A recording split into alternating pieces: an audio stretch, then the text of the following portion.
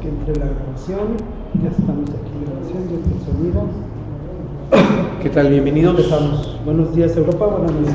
Bienvenidos a este espacio. Un gusto nuevamente estar con ustedes. Un placer muy grande. Vamos a dar inicio a este trabajo desde Guadalajara, Jalisco, México, y con un agradecimiento muy especial para quienes nos acompañan tanto en vivo tanto presencialmente como en la red.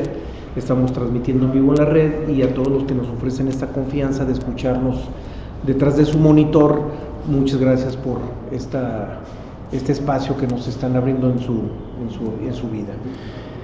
El día de hoy vamos a abordar el tema número 137, ya estamos en los últimos temas. El tema es muerte, un tema muy delicado, un tema profundísimo, que 2 horas no serán suficientes para abarcarlo con la amplitud que quisiéramos, pero vamos a irnos sobre los aspectos más importantes, y para desarrollar ese trabajo nos acompaña como siempre Juan Carlos I, un servidor David Mora, quien les habla al micrófono, y en la Ciudad de México nos está apoyando Poliana García, quien le mando un abrazo, nos está apoyando con el chat, con todo el flujo de comentarios y preguntas que van circulando a través de la red. El tema de hoy, como ya anticipé, es muerte. Estamos en los últimos. Anticipo también que la próxima semana, de hoy en 8, vamos a abordar 2 temas en uno, según la secuencia que aparece en el material que tenemos impreso. El tema 138 es éteres y el tema 139 es espiritismo. Los 2 temas los vamos a abordar juntos porque van de la mano. Son 2 temas que tienen que ir de la mano, porque al final de cuentas en el espiritismo no hay más que un manejo muy sutil y a veces muy descarado de robo de éteres por parte de entidades que se involucran en un plano que no les corresponde, que es el plano físico. Pero bueno, el día de hoy abordamos el tema de muerte, y como lo hemos hecho siempre a lo largo de todos los temas, nosotros en primera instancia aclaramos que no vamos a verter nuestra postura personal o particular o institucional. Nosotros no tenemos un punto de vista particular que emitir, incluso tampoco hay un punto de vista personal. Lo hemos mencionado siempre como premisa fundamental. Lo que vamos a hacer es poner sobre la mesa todo el legado histórico más profundo que nos han ofrecido los grandes maestros que han pasado por esta civilización a través de las distintas latitudes, y vamos a ubicar esos puntos de coincidencia, esos puntos donde convergen todas esas corrientes. Y es definitivo que donde convergen todas las corrientes tiene que haber un fondo mucho más amplio que en los aspectos donde hay contradicciones. Donde hay contradicciones, definitivamente no vale la pena detenerse. No así en el caso de los puntos de incidencia, donde están coincidiendo todas las corrientes. Bien, empecemos primero por entender o revisar ese concepto de muerte que los hombres tenemos, ese concepto de muerte que tanto agobia a nuestra mente, y es un concepto dirigido estrictamente a la vida biológica, a la llamada vida biológica. Y la vida biológica definitivamente tiene procesos en donde son más notorios, donde son más evidentes. Todo en el universo tiene un inicio, un proceso de desarrollo, un proceso incluso de expansión, de multiplicación, y después un proceso de contracción y de disolución. Eso sucede en todos los procesos del universo. Le sucede a una galaxia, a un sol, a un satélite, a un planeta. Le sucede particularmente a todos los objetos dentro de un planeta, al reino mineral, al reino vegetal, reino animal, A todos los reinos, a todos los objetos, a todo lo que está manifiesto en el universo, le sucede lo mismo. Pero en la biología es más evidente. En la biología es más evidente el momento en que se gesta la vida biológica, cómo esa vida biológica va desarrollándose, se va multiplicando, se va ampliando y cómo hay un proceso de decadencia y de disolución.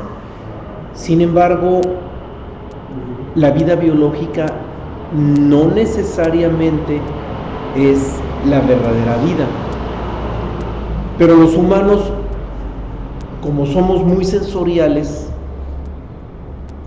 nos quedamos siempre con las ideas en la cabeza muy marcadas en relación a lo más tangible. Y lo más tangible es lo que termina dominando los conceptos que la mente genera.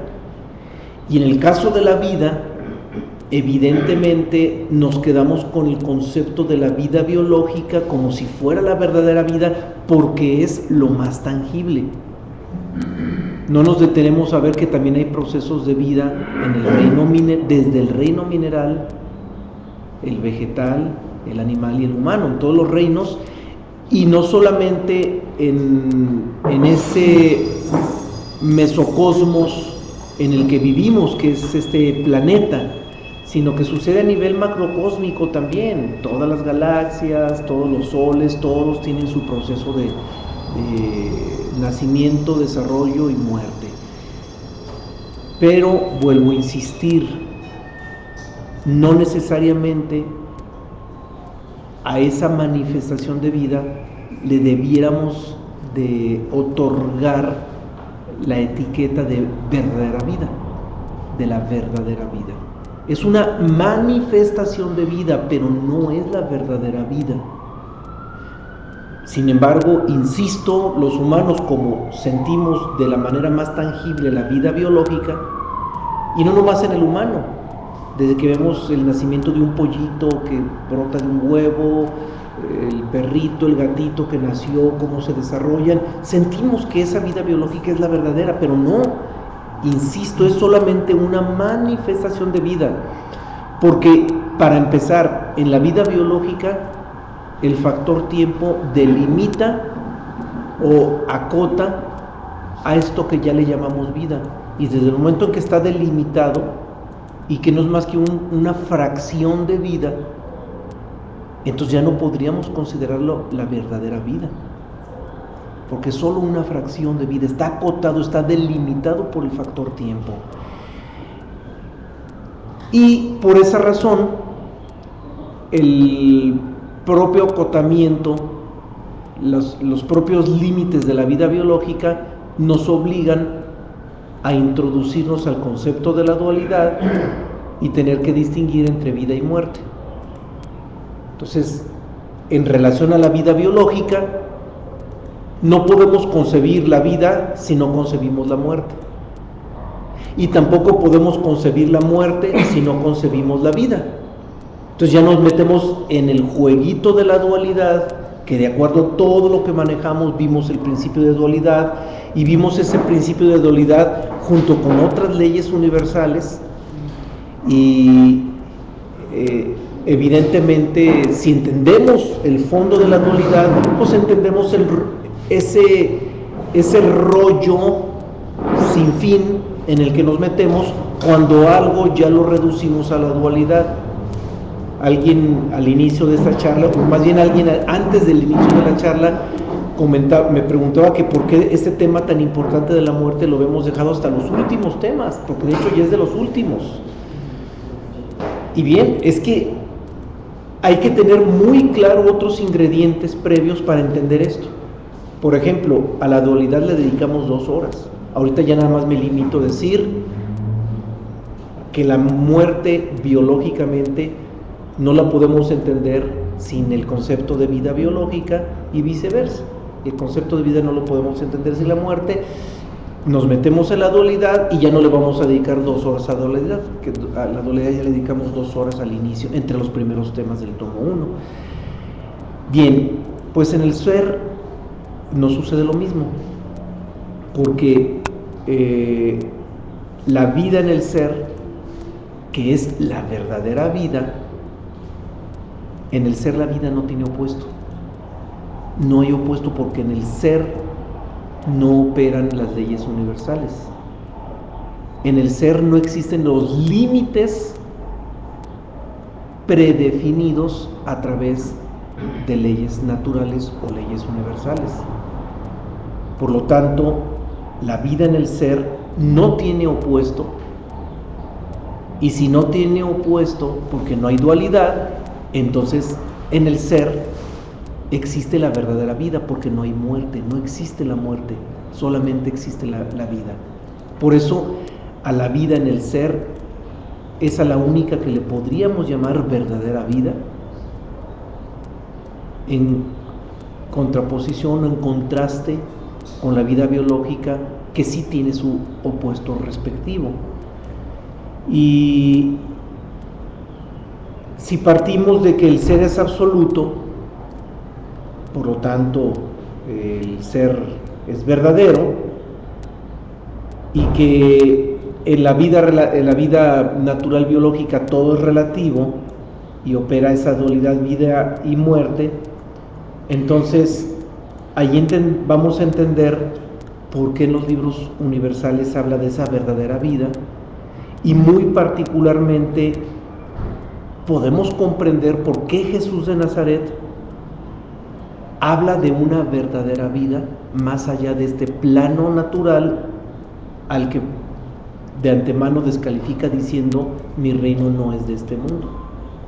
Entonces descalifica este plano de vida biológico natural diciendo: este no es mi reino, este no es mi mundo, pero al mismo tiempo discursa diciendo: existe una verdadera vida, y habla de esa verdadera vida. Bien, pues esa verdadera vida indiscutiblemente es muy evidente que hace referencia a la vida del ser, a la vida del ser original. Y aquí entra una reflexión muy curiosa. Así como Jesús de Nazaret habla de una verdadera vida, también lo vamos a escuchar de Buda, de Lao Tse, de los distintos maestros. Vamos a escuchar que hablan de una verdadera vida que no es necesariamente esta vida biológica transitoria. Lo que jamás vamos a encontrar en los libros universales, eso sí, de antemano lo puedo decir con toda certeza, en los libros universales nunca vamos a encontrar que algún maestro hable de la verdadera muerte. Eso no lo vamos a encontrar. Ahora, ¿por qué los maestros hablan de una verdadera vida, pero jamás hablan de una verdadera muerte? ¿Por qué será? Bueno, porque para empezar, si se habla de una verdadera vida, en esa verdadera vida no existe la dualidad. Y la dualidad desaparece cuando distinguimos nosotros entre el ser y el no ser. Cuando estamos metidos en medio del ser y del no ser, es decir, en la relatividad, ahí sí vamos a estar metidos en la dualidad. Todo va a estar manejado en dualidades, y las dualidades ni siquiera van a ser reales, van a ser dualidades aparentes, van a ser puras dualidades aparentes, porque estamos metidos en la vida relativa, que parece ser pero no es. La dualidad desaparece cuando distinguimos el extremo entre el ser y el no ser. Y cuando hablamos de vida o muerte, entonces la verdadera vida es y la muerte no es. Y ahí es cuando nos queda claro, es que la vida es. La vida es, y lo que llamamos muerte no es, porque lo que es verdadero, cuando la vida es verdadera, entonces esa vida pertenece al mundo de lo real, y lo real no puede morir. Cuando algo es real, cuando algo es verdadero, no puede morir. Ahora, lo que no es verdadero tampoco puede morir, porque nunca fue real. Y si lo verdadero, que es real, no puede morir porque es eterno, porque es inmutable, porque es permanente, y al mismo tiempo que reflexionamos en que no puede morir lo verdadero, pero también entendemos que lo irreal tampoco puede morir, porque no podemos decir que va a morir algo que nunca fue verdadero. Entonces no hay muerte, simplemente parecía ser verdadero pero nunca lo fue. Por lo tanto, ni siquiera cabe la muerte en algo que no es real. Entonces, lo único verdadero es la vida, y la muerte es pura ilusión. Siempre que hablamos de vida en el sentido verdadero, estamos hablando de la realidad absoluta del ser. Y siempre que hablemos de muerte, si nos queda claro que es ilusoria, no vamos a tener ningún problema, porque entendemos que la verdad está en la vida. Pero si alguien le teme a la muerte, es decir, todos los que estamos escuchando esto, es porque le tiene miedo a algo que no es real. Y lo más lamentable es que los humanos pasamos una vida biológica completita, pasamos una existencia completita con un miedo permanente que aparentemente dejamos de lado en ciertos momentos, pero no es cierto. Ese miedo siempre está latente a la muerte. Y ese miedo a la muerte, ese miedo a algo que ni siquiera es real, marca nuestra vida, condiciona nuestra vida terriblemente. Ese es el factor más lamentable, el condicionamiento en el que queda expuesta nuestra vida por algo que ni siquiera es verdadero, por algo que ni siquiera es real. Y nosotros, desde que estamos pequeñitos, desde que se introduce en nuestra mente el primer concepto de muerte, porque matamos una cucarachita, o porque matamos a la arañita, o porque se murió el familiar, o por cualquier manifestación de muerte biológica, en ese momento, desde pequeño, se empieza a introducirse el concepto de muerte y automáticamente empieza a marcar nuestra vida. Automáticamente empieza a condicionar nuestra vida. Nuestra vida empieza a quedar condicionada. Y va a quedar nuestra vida mucho más condicionada de lo que nosotros nos imaginamos. Ahora, con esto que acabo de decir de manera introductoria, para arrancar con el tema, empiezo a definir algo importante. Si la muerte no es real, pues empecemos por decir que estas 2 horas no se las vamos a dedicar a hablar de la muerte. Se las vamos a dedicar a hablar de la forma tan tonta como nuestra mente está condicionada por el miedo a un fantasma conocido como muerte. De eso es de lo que vamos a hablar. De cómo nuestra cabeza está hecha bolas, de cómo nuestra cabeza ha marcado terriblemente nuestra vida, mucho más de lo que nos imaginamos, por culpa de algo que ni siquiera es real. De eso es de lo que sí vale la pena que hablemos durante estas 2 horas, porque hablar de algo que no es real, pues como que no. O sea, ¿para qué nos detenemos en algo que no es verdadero? Más bien, vamos a desmitificar ese concepto absurdo, caduco,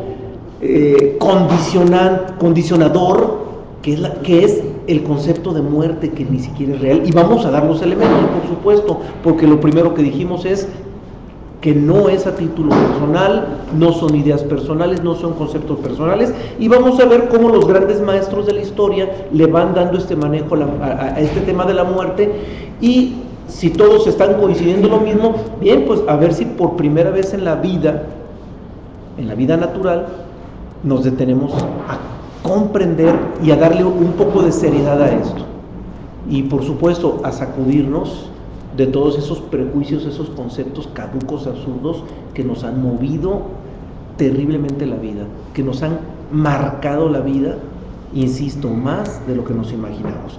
Bien, vamos a la primera cita, es de Hermes Trismegisto. Vamos a empezar por la sabiduría egipcia. Evidentemente Egipto fue de las primeras civilizaciones de la historia, sobre todo para el mundo occidental. Antes de Egipto fue Persia, nos queda claro, pero Egipto fue, o sea, mientras que Persia se dividió entre Oriente y Occidente, Egipto prácticamente delimitó toda la cultura occidental. Y el gran maestro de Egipto, que fue Hermes Trismegisto, nos dice en el Corpus Hermeticum lo siguiente: visto que las cosas están vivas y que la vida no es sino la unión del cuerpo y el alma, la muerte, pues, no es la destrucción de las cosas que han sido reunidas, sino la disolución de su unión. Bien, empezamos por un ingrediente que nos da Hermes. Esa dualidad entre muerte y vida, entre vida biológica y muerte biológica, porque vuelvo a insistir, y aquí sí voy a ser muy reiterativo. Si hablamos de una muerte ilusoria, que es la muerte biológica, bien, pues también está en contraposición a una vida que también es ilusoria, que es la vida biológica. Porque así como la vida biológica no es la verdadera vida, pues la muerte biológica tampoco es la verdadera muerte. Con la diferencia de que sí hay una verdadera vida, pero no existe una verdadera muerte. O sea, ya estando polarizados, estamos entre el ser y el no ser, uno es y el otro no es. Entonces, esta cita a la que está haciendo referencia Hermes va dirigida a la vida biológica y a la muerte biológica. Entonces, la vida biológica no es más que la unión, y la muerte biológica no es más que la desunión, es decir, la disolución, es la disgregación. Entonces, esa dualidad que conocemos como vida y muerte en el sentido biológico, la podríamos comprender mucho mejor si nos remitimos a dos temas que en este momento no recuerdo si son del tomo 2 o del tomo 3, que son unidad y división. Le dedicamos 2 horas a la unidad y le dedicamos 2 horas a la división. Bien, pues esos dos temas, unidad y división, definirían de una manera mucho más clara, según nos lo dice Hermes Trismegisto, definirán de una manera mucho más clara ese concepto mental que tenemos sobre la vida biológica y la muerte biológica. Ahora, concebir la vida biológica y entender la muerte biológica realmente no es tanto problema.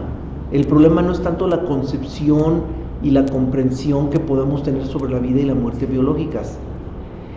El problema fundamental está en creer que la vida biológica sea la vida verdadera. Ese es el problema fundamental. Cualquiera de nosotros puede comprender los procesos de la vida biológica, no es difícil, porque es una vida natural. Comprender esos problemas, esos fenómenos no es difícil, están en manos de cualquiera que tenga el propósito de entenderlo. Claro, hay quienes profundizan más y estudian la carrera de biología, porque pues la carrera de biología se mete directamente a esa manifestación de vida biológica. Pero insisto, entender esos procesos no es tanto el problema. Incluso la forma mediana en que nosotros vamos comprendiendo los problemas, la vida biológica, si la entendemos más o la entendemos menos, si la entendemos mejor o la entendemos peor, tampoco es el problema. Disculpen lo reiterativo, el problema fundamental es creer que la vida biológica es la verdadera vida. Ahora, si ya definimos, si ya distinguimos que allí es donde está el problema fundamental, pues es muy lamentable, pero la inmensa mayoría de la humanidad cree que es la vida verdadera. Así vive la humanidad. Y como la inmensa mayoría de la humanidad cree que la vida biológica es la verdadera vida, por eso la humanidad vive apanicada con la muerte, con el tema de la muerte. Porque de antemano ya se metieron en la concepción o en la creencia de que la vida biológica es la verdadera vida. Y toda nuestra vida gira alrededor de eso. Todo lo que nosotros proyectamos a lo largo de nuestra existencia está condicionado por ese factor de creer que la vida biológica es nuestra verdadera vida. Y no es difícil distinguirlo. Lo vamos a ir desmenuzando a lo largo del tema. Vamos a la segunda cita. Juan Carlos nos hace el favor. ¿Aquí hay una pregunta? Sí. Si le pasan El micrófono se lo pueden pasar. A ver si conectamos el segundo. Sí. Se ha escapado. No Sí. sé si Hermes tenía en cuenta más bien el microcosmos, aunque sea con ese concepto, esa denominación, porque aquí hablaba en esta cita sobre la vida, que es la unión del cuerpo y el alma, Sí. pero el alma también muere, También muere. y decía que entonces Sí. la muerte no es la destrucción de las cosas, la destrucción de las cosas Sí. unidas, sino la disolución de esa unión. Sí. Pero Sí. no abunda más, No abunda más. Aquí se está refiriendo a la vida biológica natural. ¿Sí? nada más. Sí. Y en cuanto al alma, el alma también, bueno, el alma tiene, hago un ajuste, puede morir o puede no morir. Cuando la conciencia natural, biológica, mental, está condicionada por la identificación hacia el mundo de las formas, inevitablemente jala al alma, y el alma corre la misma suerte de esa identificación mental. Pero, según nos describe tanto Hermes como los alquimistas, cuando se rompe la identificación y se da una orientación hacia el ser original, conocido en el cristianismo como el espíritu, entonces el alma, en lugar de morir, se disuelve, se funde en el espíritu o en el ser, que es lo que se conoce como las bodas alquímicas dentro del ámbito de los alquimistas. Por eso el alma tiene las dos opciones. En la identificación con las formas muere, o sea, corre la misma suerte de la vida biológica, porque se identificó con las formas donde existe la vida biológica. Pero cuando se rompe con esa identificación, el alma se va hacia el espíritu o hacia el ser, y ahí ya corre su condición va a ser completamente distinta. Entonces ahí, y lo digo no en función de una idea personal mía, podemos hacer la aclaración, estoy citando la fuente, es la visión de los alquimistas y la visión del propio Hermes Trismegisto. ¿Sí? A ver, sí, ya amenazábamos con que iba a haber un chorro de preguntas, pero ni modo, a ver si alcanzamos a agotar el tema. A ver, escuchamos. El concepto alma que se maneja en la cuestión esotérica, como lo que acabas de mencionar, ¿tiene alguna diferencia con el alma que hablan las religiones? Mira, a mí me ha tocado platicar con clérigos y ni siquiera distinguen entre alma y espíritu. Entonces, no te puedo dar una respuesta. O sea, y ya no te podré dar una respuesta. Me ha tocado platicar con clérigos y de repente les hago el cuestionamiento y no logran hacer una distinción entre alma y espíritu, y a veces los confunden como si fuera lo mismo. Entonces, yo ahorita no estoy hablando por la visión de ellos, estoy hablando estrictamente por la visión de lo que los libros universales nos están ofreciendo de manera clara, ¿sí? Porque ya ves, se comenta en las religiones la salvación del alma. Aquí en Guadalajara hay un celular prendido con música de banda, y disculparán los que nos están escuchando en la red. No, y el preguntón es el que tiene el celular prendido, que es lo más divertido. A ver, escuchamos. Ahorita se van a poner a bailar todos. A ver. Está bien que se pongan a bailar para que se relajen y le pierdan el miedo a la muerte. A ver. Me quería bolsear a esa mujer. Pero no era que apagar el teléfono. A ver, escuchamos. Sí, Ya ves que en las religiones se comenta la salvación del alma, ¿no? Sí. Y que se haga lo mejor que se pueda para que nuestra alma se salve y no se vaya al infierno, ¿no? Entonces, con lo que acabas de mencionar, que según se identifique el alma, o se canalice ya sea por un lado o por el otro, Sí. para allá se va. Sí, es una cuestión de orientación o de ruta. Ajá. Entonces, de alguna manera no pudiera significar también el infierno o la gloria o el cielo. Pues sí, nomás que esas son palabras muy simbólicas, muy metafóricas, son palabras Sí, sí. que nos dan una idea estrictamente simbólica o mitológica era la palabra que se me escapaba. O sea, son conceptos mitológicos, hay un fondo mucho mayor detrás de eso, por eso no vale la pena quedarnos con esos términos. Y tampoco le voy a responder yo por un concepto religioso, porque yo no soy cura, ni soy pastor, ni soy nada parecido. Entonces, esto lo estamos abordando desde una visión muy científica, muy filosófica y lo más laica posible. Y si hablo de laicidad me refiero a las concepciones religiosas prefabricadas por el hombre, porque todas son prefabricadas por el hombre, ¿sí? Bien, ahora sí vamos a la segunda cita, que es del Bhagavad Gita. Nos vamos ahora a ir hacia los Vedas, hacia la tradición védica. Hay una pregunta en la red, pero después de la cita, porque si no, no Bueno, avanzamos. vamos a la cita y luego seguimos con la pregunta de la red. Sí. Bien, la cita es del Bhagavad Gita. La cita nos dice: te afliges por quienes no lo merecen, y tus palabras no son palabras de sabiduría. Un sabio no siente lástima por los que viven, ni tampoco por los que mueren. La vida y la muerte no son diferentes. Bhagavad Gita. Bien, el contexto que tiene esta cita hay que retomarlo porque está extraída del Bhagavad Gita, y en esta parte de la historia Arjuna estaba afligido porque había visto morir a muchos de sus familiares y personas que había conocido. Y estaba a punto de presenciar la muerte de muerte muchos de por la muchos. batalla. Sí. Y estaba afligido por las muertes anteriores que había tenido en la guerra. Entonces esa aflicción hacía que él entrara en pánico, o casi en el sentido de no continuar con la guerra. Mas sin embargo, Krishna le recomendaba que era iluminado, que se enfrentara, que tuviera la valentía y lo enfrentara. Y en ese proceso en el cual arrancan los dos ejércitos, Krishna ilumina a Arjuna y eso es el Bhagavad Gita.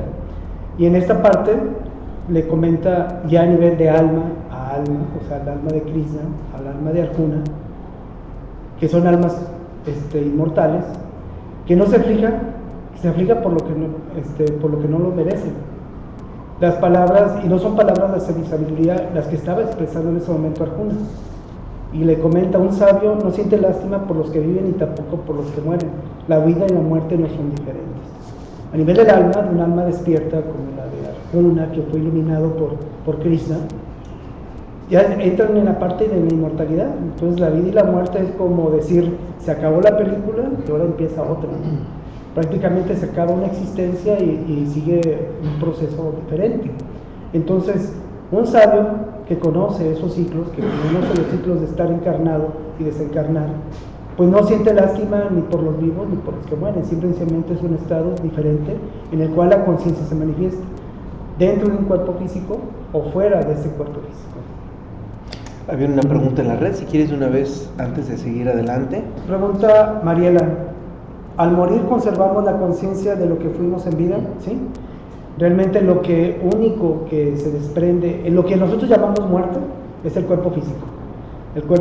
Nuestra personalidad inclusive se encuentra atada a 3 cuerpos de la personalidad diferentes, aparte del físico, que es el cuerpo astral, el mental y el energético. Cuando alguien muere, lo que la tradición de que su cuerpo muere, su cuerpo físico muere, continúa la personalidad de la persona en estas 3 manifestaciones, tanto el cuerpo mental, el cuerpo astral y el energético, y el alma.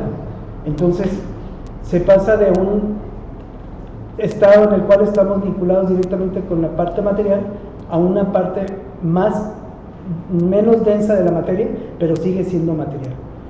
Ya cuando se trasciende hacia el alma, cuando ya alguien se ilumina y su alma está iluminada por el espíritu y se le agregan otros cuerpos adicionales, que sería el sexto y el séptimo, el quinto, sexto y séptimo cuerpo, que son los cuerpos espirituales, ya esta alma que está revestida por lo que es la iluminación ya no tiene necesidad de volver a reencarnar. Pero sí, la conciencia es la que se desprende junto con los otros tres cuerpos de la personalidad, y son los que continúan el trayecto como personalidad en lo que viene siendo la cuarta y la quinta dimensión. Ahora, si bien el sabio, tal como lo dice Krishna en el Bhagavad Gita, el sabio no siente lástima por los que viven, pero tampoco siente lástima por los que mueren. Dicho en otras palabras, el sabio es neutral, y ahí nos remitimos a la neutralidad, que es un tema profundísimo que vimos en el primer tomo. Evidentemente el sabio pues no le va a tener miedo a la muerte, porque no existe, porque para el sabio existe la certeza plena de que la muerte es pura ilusión, es pura conjetura mental. Por lo contrario, el ignorante, es decir, el que no es sabio, es decir, las grandes masas de la humanidad de las que formamos parte, vamos a sentir a la muerte como si fuera algo muy real, y vamos a vivir en ese permanente miedo, porque inevitablemente vamos a estar concibiendo la muerte como si fuera algo profundamente real, y el estado del ignorante va a ser permanentemente de miedo. El ignorante siempre tiene miedo. En el sabio el miedo desaparece. Pase lo que pase, venga lo que venga, en el sentido que sea, en el sabio no existe el miedo.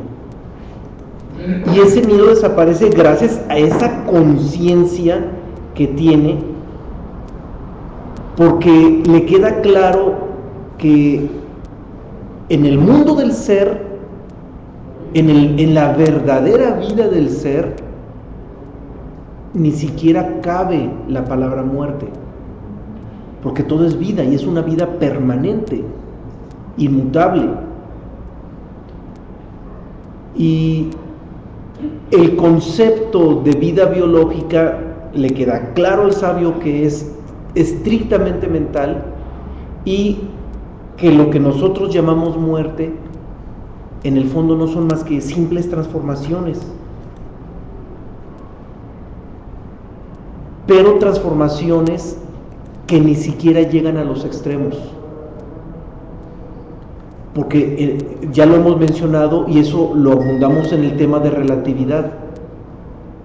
Los extremos absolutos no existen en la relatividad.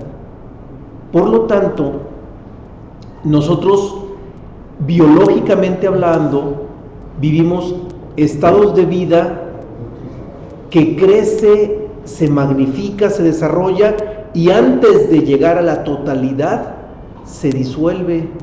O sea, antes de que llegue a ser una vida total y absoluta, se disuelve. Bien, pues en la disolución también sucede lo mismo. Se disuelve, y antes de llegar a la nada, se vuelve a reconformar y resurge a la vida.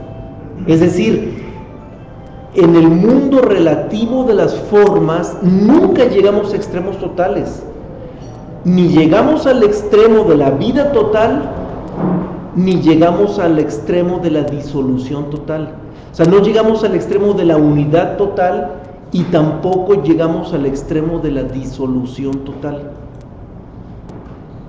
Vuelvo a repetirlo: antes de alcanzar una vida absoluta y total, viene una disolución, y antes de que lleguemos al extremo de una disolución absoluta que nos conduzca a la nada total, viene una reconfiguración y una reunificación, y eso nos lo define plenamente el principio de oscilación: sube, baja. Entonces nosotros vivimos estados de semivida y semimuerte. Medio vivimos, medio morimos, medio vivimos, medio morimos, medio vivimos, medio morimos, y toda la vida biológica natural así es. Puros estados medios que están oscilando. Ahí es cuando comprendemos por qué Jesús dice: a los tibios los vomitaré. Es una cita, es una frase muy conocida de Jesús. A los tibios los vomitaré. Pues más bien a los que vomitas, a los que están identificados con la tibieza, que se mantienen identificados con la tibieza, creyendo que la tibieza es la realidad. Entonces la vida biológica natural es pura tibieza, puros estados de aparente vida, aparente muerte, aparente vida, aparente muerte. Vida que florece, pero antes de la totalidad se disuelve. Vida que se disuelve y antes de llegar a la nada se vuelve a reconformar y se vuelve a reunificar. Porque si nosotros llegáramos a la nada absoluta, por principio de polaridad, nos unificaríamos con el ser en automático. Entonces, pero eso no sucede en la vida biológica. Subimos, bajamos, pero nunca llegamos a los extremos totales. Estamos siempre en las medias tintas. Y el caso de la dualidad vida o muerte no es excepción. O sea, este caso es para todas las dualidades. Todas las dualidades están fluctuando sin rebasar ciertos límites. Hay límites para todas las dualidades. Para todas ellas hay límites que nunca se rebasan. Y el caso de la vida y la muerte no es excepción, es otra dualidad más y está dentro de esos límites. La vida no llega a su totalidad y la muerte no llega a su totalidad. Y así se maneja la vida biológica, así es. Y esto no es más que comprender las leyes universales, no es más que comprender el principio de oscilación. Por eso el sabio ni le preocupa el tema de muerte, porque sabe que es tan ilusorio como la vida biológica. El sabio sabe que solamente existe una sola vida verdadera, y esa vida verdadera no es la vida biológica, va más allá de la vida biológica. Por eso, insisto, lo que llamamos muerte ni siquiera llega a ser disolución, porque no llega a su totalidad. Todo termina dentro de ciertos límites que nunca se rebasan. Bien, vamos a la cita siguiente, que es de Pitágoras, en la que nos dice: nada perece en el universo. Todo cuanto acontece en él no pasa de meras transformaciones. O sea, nos deja clarísimo Pitágoras.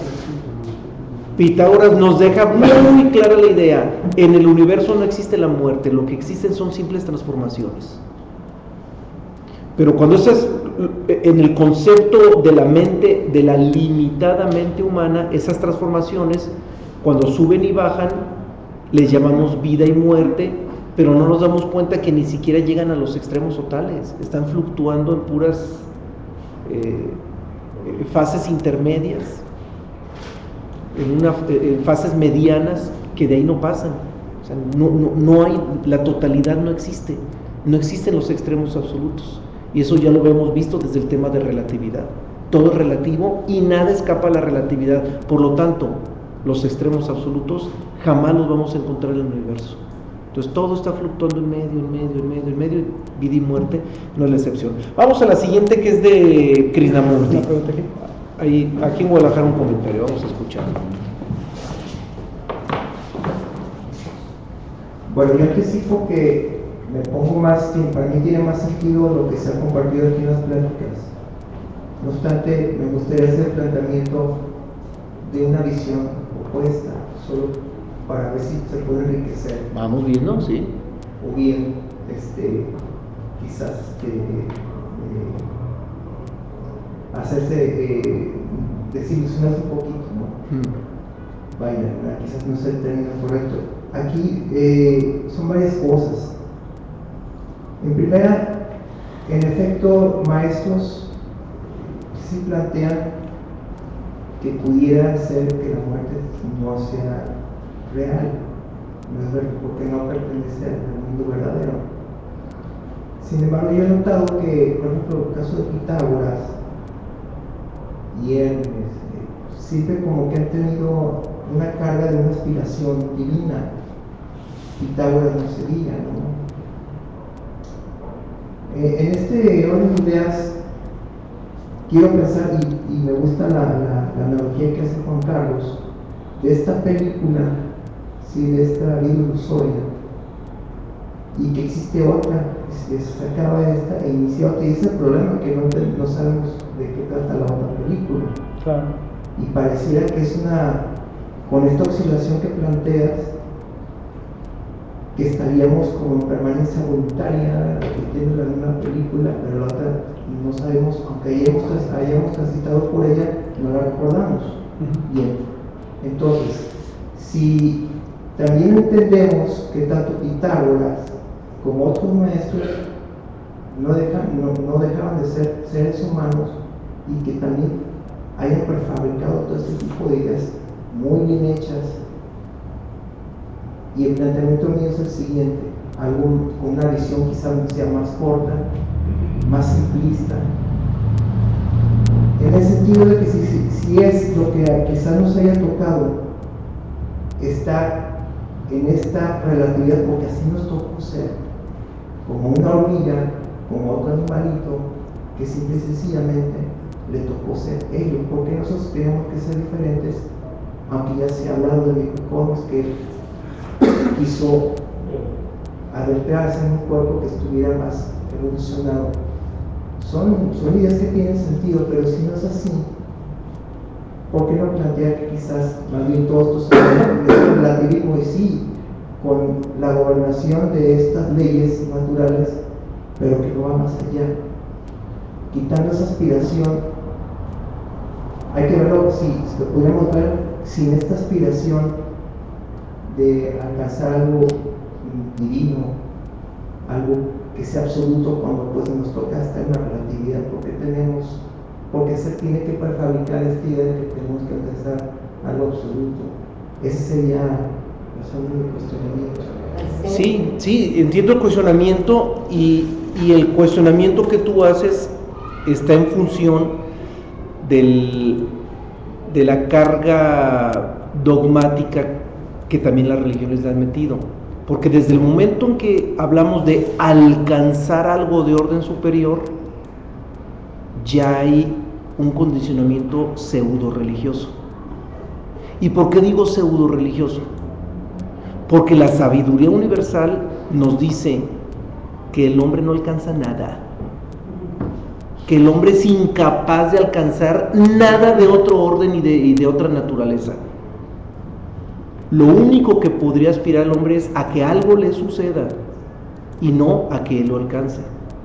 Y eso lo dice Lao Tse, sobre todo el taoísmo, en la tesis fundamental del no hacer, porque la trascendencia está en el no hacer en lugar del hacer, porque el hombre haciendo lo único que hace es patalear sin alcanzar nada, porque los alcances del hombre son ínfimos. Los alcances del hombre son ínfimos. Entonces el hombre, a través de su voluntad, no puede conquistar nada de otro orden superior. Por lo tanto, si nos vamos a lo más íntimo, a lo más sutil, a lo más epistemológico que nos plantea tanto Pitágoras como Sócrates, Lao Tse, Sosán, mismo Buda, etcétera, el asunto no está en alcanzar algo, el asunto está en distinguir, reconocer lo verdadero de lo falso. Cuando alguien tiene capacidad para reconocer lo verdadero de lo falso, entonces le va a suceder algo importante, pero no va a alcanzar nada. ¿Y por qué digo le va a suceder algo importante? Porque al final de cuentas, lo que quisiéramos alcanzar, y que eso está metido en los deseos religiosos, porque son deseos, el alcanzar a Dios, el alcanzar el cielo y el alcanzar todos esos propósitos pseudo religiosos, son deseos, y son deseos mundanos, son deseos profundamente mundanos, porque el deseo es mundano.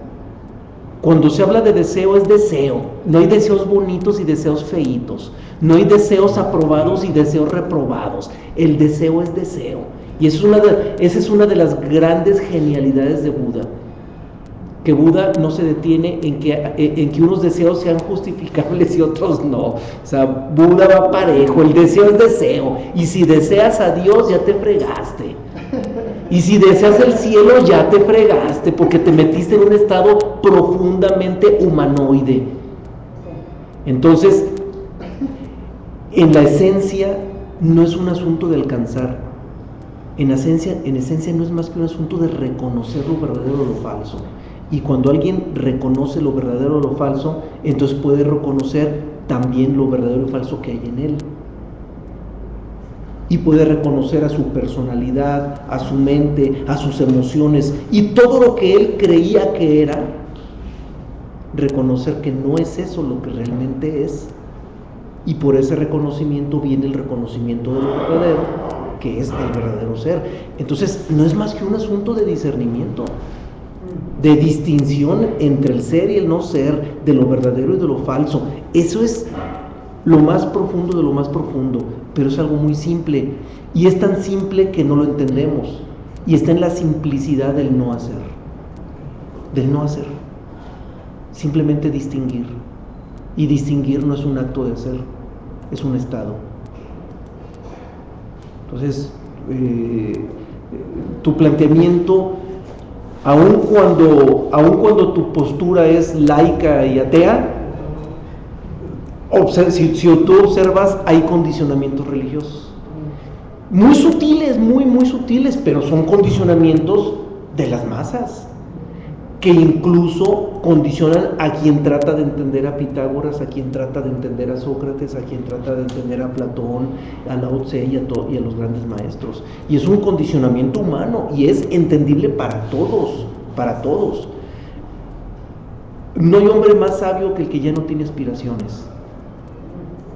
Y entre todas esas aspiraciones está la aspiración de Dios. Y el gran sabio ya dejó a un lado la aspiración de Dios, porque todas esas aspiraciones de Dios no son más que puras conjeturas mentales, son puras conjeturas mentales. Entonces, la muerte es lo mismo. O sea, así como aspiramos a Dios a través de conjeturas mentales, estamos aspirando a algo que ni siquiera comprendemos, y desde ahí ya viene lo absurdo. Cuando alguien aspira a Dios, está aspirando a algo que ni siquiera comprende. Pues con la muerte pasa lo mismo, nomás que en lugar de aspiración es rechazo. Rechazamos la muerte y no comprendemos que la muerte ni siquiera es real, que no comprendemos que en esencia la muerte no existe. Y hay un vacío de comprensión. Entonces todo es puro vacío de comprensión nada más. Puro vacío. Bien, vamos ahora sí a la siguiente, que es de Krishnamurti. Vamos a escucharla. Bien, Krishnamurti nos da una cita bastante interesante, con mucha profundidad, muy corta, y dice: a través de la observación uno debe morir a la continuidad de todo. Bien, la observación es un estado de conciencia, es el estado de conciencia en el cual se basa la ciencia para comenzar a observar lo que viene siendo la manifestación natural.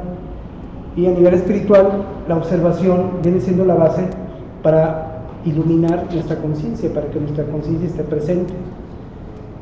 Si nosotros estamos completamente conscientes de los procesos que se dan en nuestra existencia, como el morir, podemos vencer a lo que es la continuidad de todo. O sea, la continuidad es estar dentro de la naturaleza, estar dentro del cosmos, porque el cosmos tiene una continuidad de todo lo que viene y va, y son procesos de nacer, morir, desarrollarse y morir, y nuevamente se da esta continuidad. Si nosotros estamos en un estado de conciencia, estamos observando conscientemente ese proceso, venceremos esa continuidad, venceremos lo que es la naturaleza, observaremos cuál es el ciclo que se presenta, el término de la película y el comienzo de otra, y darnos cuenta de que el término y el comienzo de otra es una ir y venir en un proceso de inconsciencia, de insatisfacción, o hay veces con una misión aparentemente humana que queremos, y deseamos nuevamente involucrarnos en la película o en otro escenario, con otras gentes, etc. Pero estamos dentro de la continuidad. A nivel de la conciencia, como dice Krishnamurti, a través de la observación, uno debe morir a la continuidad de todo. O sea, es por eso que los libros tan fundamentales que hablan de la muerte, que vienen siendo el libro tibetano de la muerte y el libro egipcio de la muerte, hablan que en el proceso de la iluminación de la muerte se presenta una luz y que la sigas y que no te pares, que nada te desvíe. Inclusive en el budismo se habla de esta experiencia, se habla como un proceso de iluminación, y Buda le recomienda a los bhiksus, o sea, a sus discípulos, que en ese proceso de iluminación, si lo ven llegar a él, mátalo, porque soy una imagen, continúa, sigue la luz. Entonces este proceso esta observación que nos habla Krishnamurti es darnos cuenta del entrampamiento que estamos teniendo una y otra vez al volvernos a introducir en esta película. A lo largo de todos los temas que hemos desarrollado, hemos hablado mucho del estado ilusorio en el que nos metemos por la simple identificación con el mundo de las formas. Y si todo el gran problema del hombre está girando alrededor de ese estado adormilado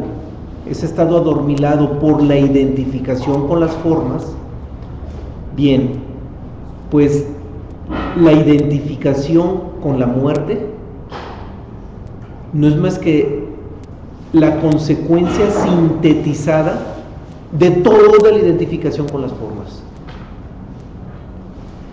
Entre más nos identifiquemos con las formas, como consecuencia, más identificados vamos a estar con la muerte y más dolor y mayor miedo sentiremos a consecuencia de ello. Pero cuando alguien logra zafarse de la identificación con las formas, la muerte deja de tener significado. Por lo tanto, desaparece el miedo y desaparecen todas las consecuencias inherentes al propio miedo.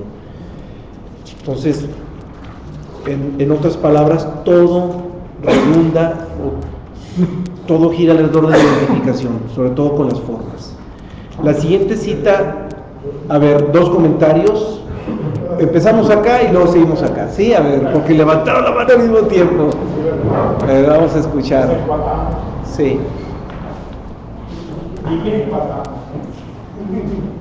Buenas noches. Yo quisiera solamente hacer una pequeña precisión acerca de la diferencia que hay en el mundo físico y en el mundo metafísico al respecto de la vida y la muerte. Yo pienso que lo vivo y lo muerto son distintos a la vida y la muerte. Lo vivo y lo muerto son los parámetros en los que la ciencia puede medir, discernir y discutir acerca de lo que está vivo y de lo que está muerto.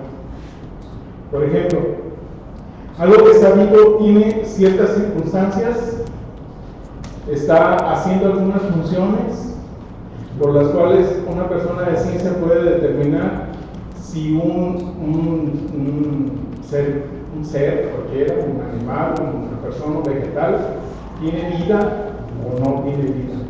Porque lo que está vivo tiene algunas circunstancias distintas a lo que está muerto.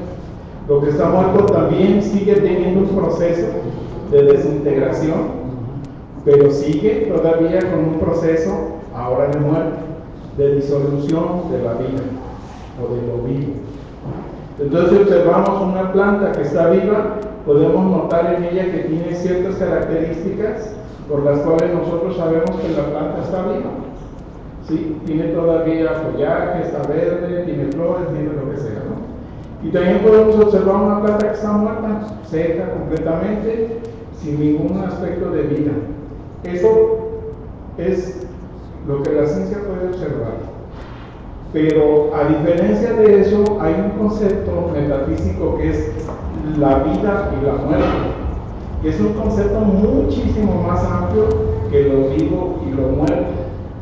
Lo vivo y lo muerto lo puede explicar la ciencia, pero la vida y la muerte no. Tienen un concepto que va mucho más allá de lo que la ciencia hasta ahorita puede alcanzar a entender y discernir. Lo vivo, a mi entender, tiene una energía que lo anima. Y en el momento, en el instante que una persona o un ser vivo deja de existir, esa energía que lo anima se desprende de ese ser. De alguna manera, lo que estaba un segundo antes, un segundo después ya no está. Y aunque las células de ese ser vivo siguen todavía trabajando hasta cierto tiempo, ya no tiene esa facultad de animosidad que tenía un segundo antes de morir.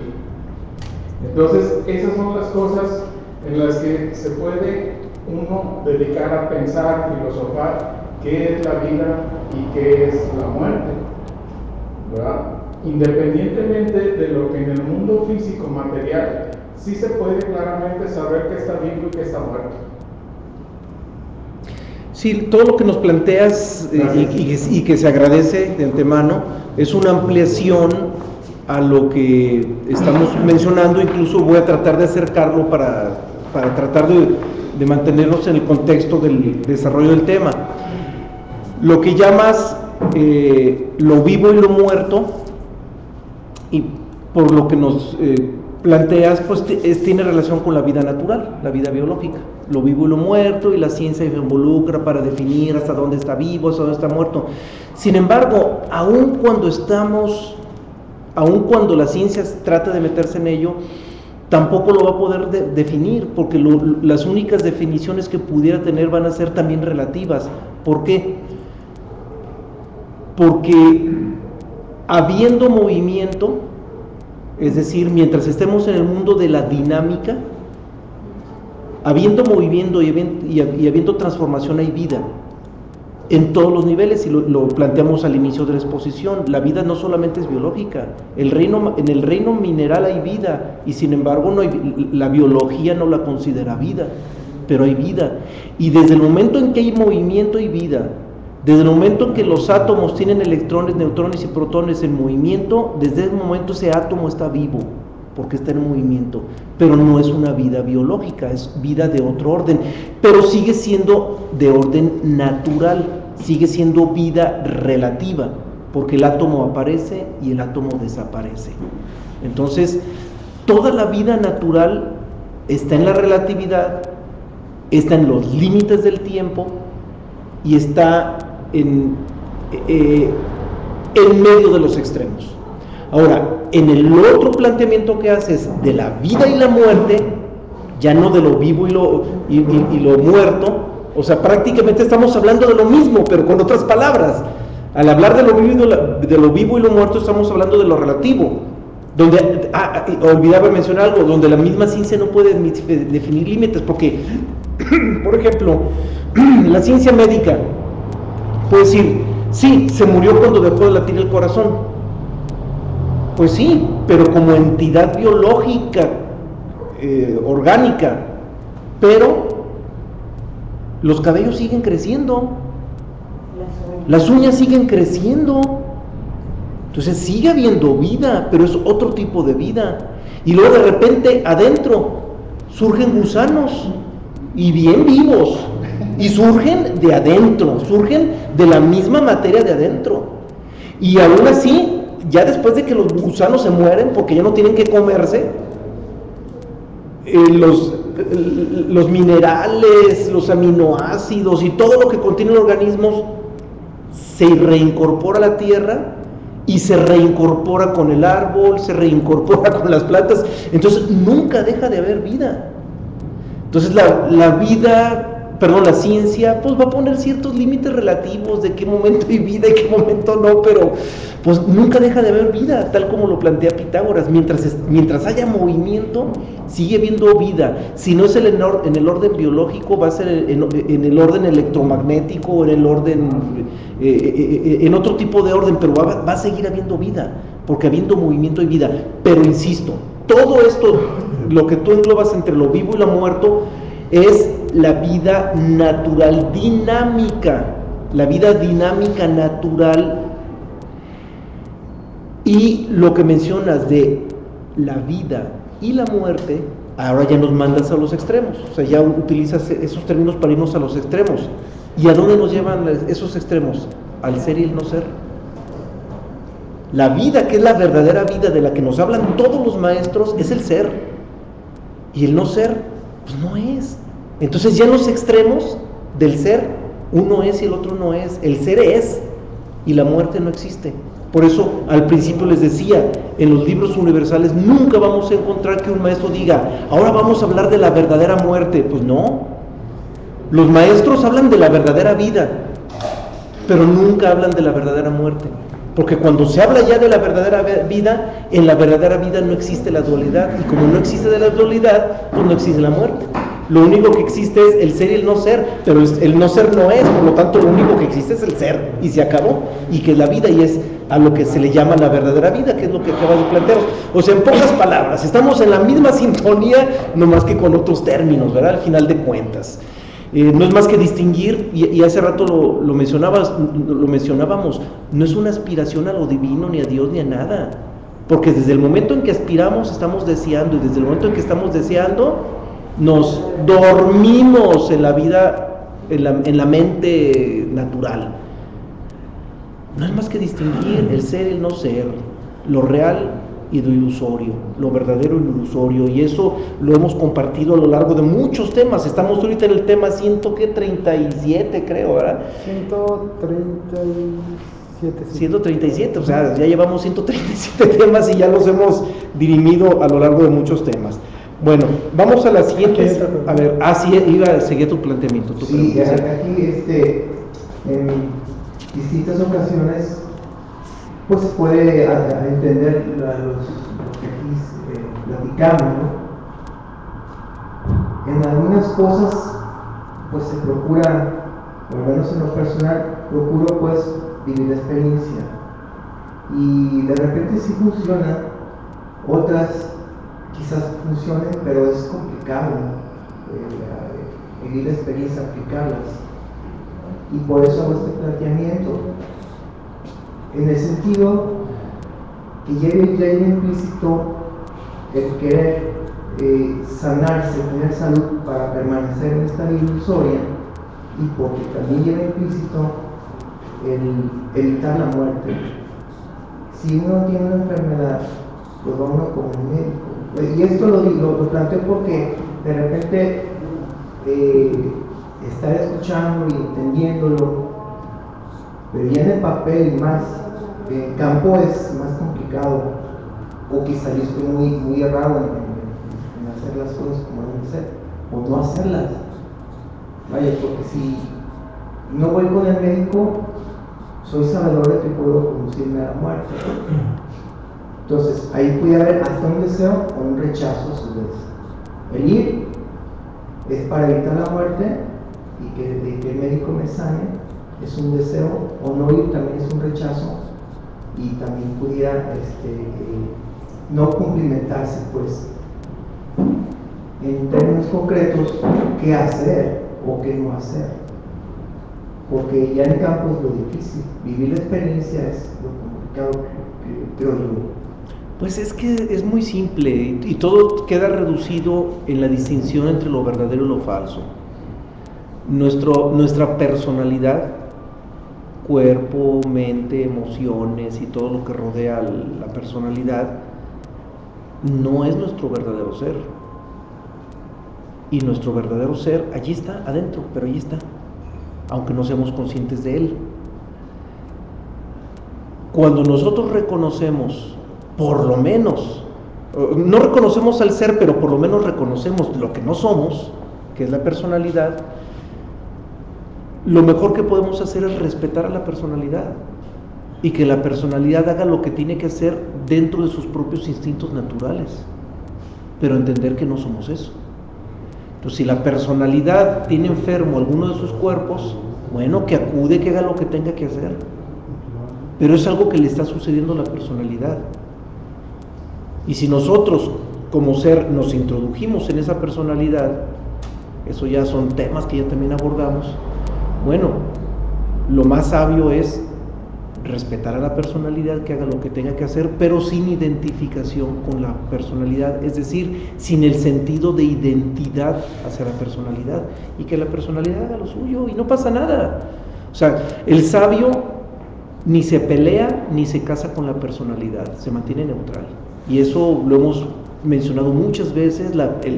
El principio de neutralidad es lo más fundamental, más bien el estado de neutralidad, porque no es un principio, no es una ley, es un estado, y es el estado original, está en el estado original del ser. Ese estado de neutralidad es el más fundamental. Entonces, la personalidad, que haga lo que tenga que hacer. Lo fundamental es reconocer que no es nuestro ser y no crear sensaciones de identidad con la personalidad. O sea, acudirnos a esas sensaciones de identidad con la personalidad, que es la no identificación. Volvemos a lo mismo.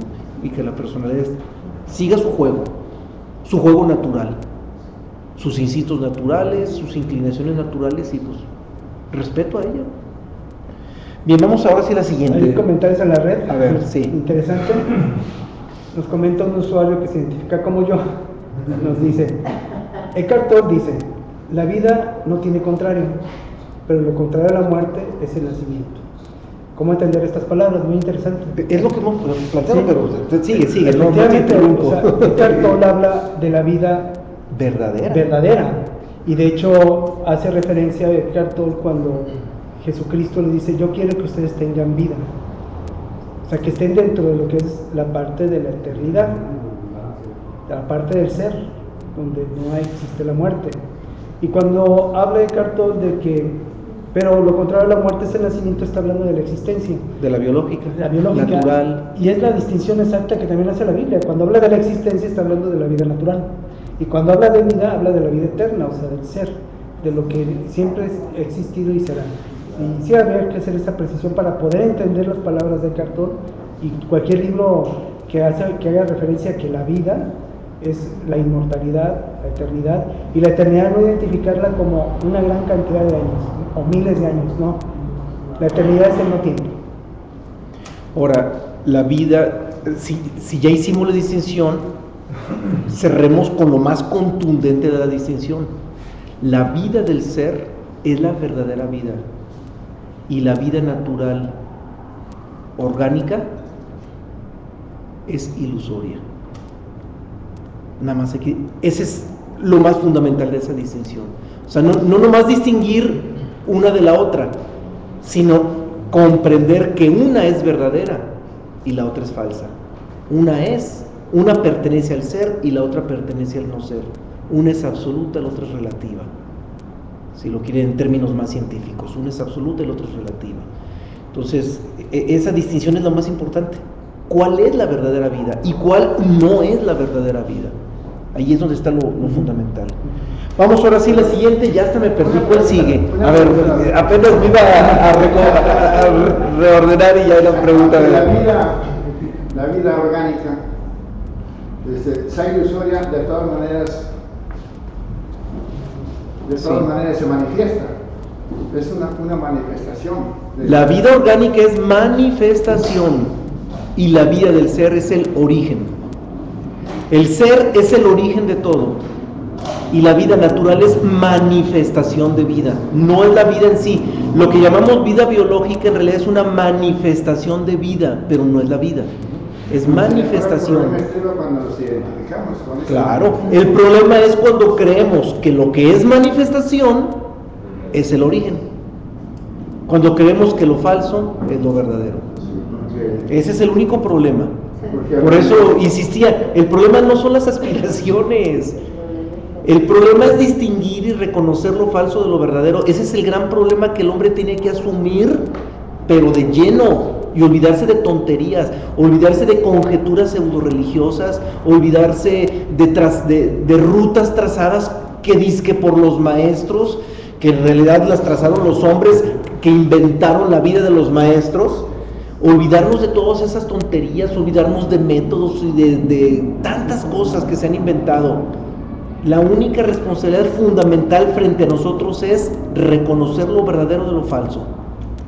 Y si nosotros asumimos esa responsabilidad de manera frontal, de reconocer lo verdadero de lo falso, todo lo demás se nos va a dar por añadidura. Todo, porque vamos a estar en el fondo del fondo del fondo. Ese reconocimiento del ser y del no ser, de lo verdadero, de lo falso, es el fondo de todo. Ahí es donde llegamos a la raíz fundamental. Lo demás se da por añadidura y nos permite distinguir todo. Bien, ahora sí, vamos a la siguiente. No vas a acuérdenme cuál sigue. Sigue. De Jacob Boehme. Bien, dice así. Jacob Boehme fue uno de los grandes alquimistas, y los alquimistas europeos llevaban consigo la tradición del cristianismo. Entonces la carga filosófica más bien la filosofía de los alquimistas tiene una carga de cristianismo muy importante. Jacob Boehme dice: por la muerte del cuerpo espeso, entonces el hombre espiritual se manifestará. Él puede nacer en la luz y para la luz, o en las tinieblas y para las tinieblas. Una de las dos ejerce la influencia y tiene el dominio sobre él. Bien, ahora, ¿qué es lo que nos está diciendo? Aquí está hablando específicamente de una muerte que es la biológica, porque está hablando de la muerte del cuerpo espeso. Está hablando de la muerte biológica. Aun cuando la muerte biológica sea parte de la ilusión, dentro de ese estado ilusorio, la muerte biológica se convierte en un punto crucial.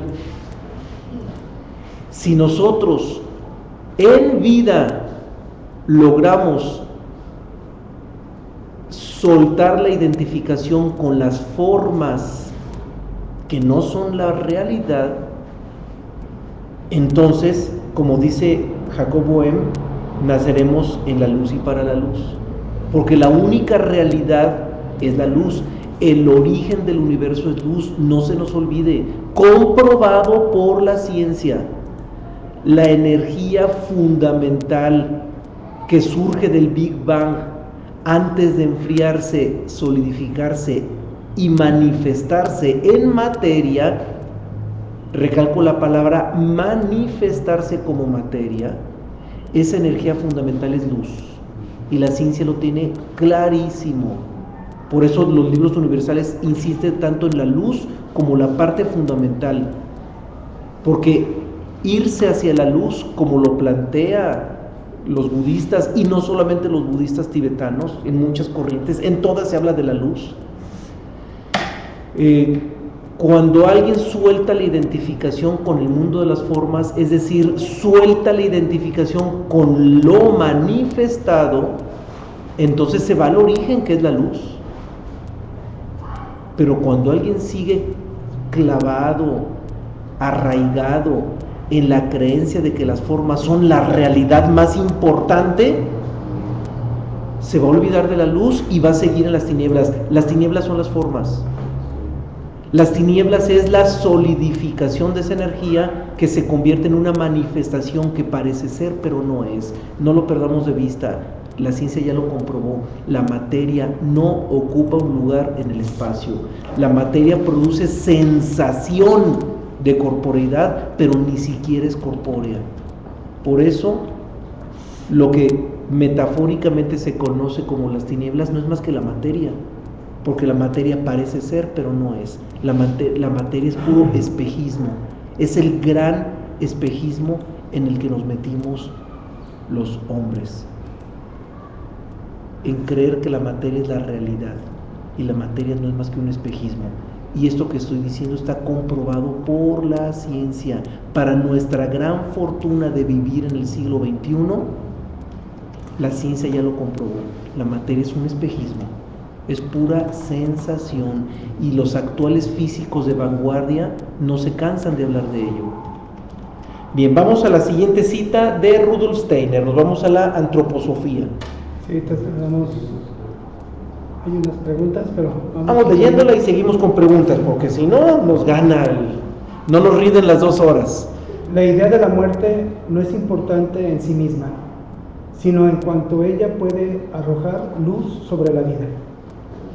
La pregunta acerca de qué es lo que sucederá después de la muerte, con todo lo que yo ahora soy, recibe la siguiente contestación del clarividente: continuarás siendo lo que eres en la misma proporción en el que te consideras un ser espiritual entre otros seres espirituales.